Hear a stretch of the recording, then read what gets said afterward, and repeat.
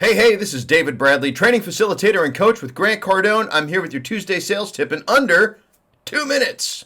Today's tip, go first. Yes, that's right. Go first. What do I mean by that? That means you never letting the buyer start the negotiations. Why? Well, because most likely they're going to give you a number you can't do.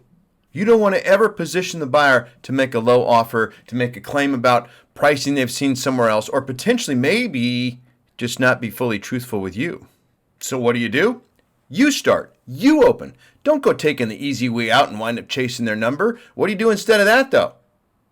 That means you get to become fully prepared and become a master at handling price objections. This has been your Tuesday sales tip in under 2 minutes. If you would like to have access to over 350 different closes, objections, and corrections that you can use to become a master at handling price objections, and you'd like 2 weeks free access to it, head on over to cardonesolutions.com/Cardone you free. That's cardonesolutions.com/Cardone, the letter U, the word free.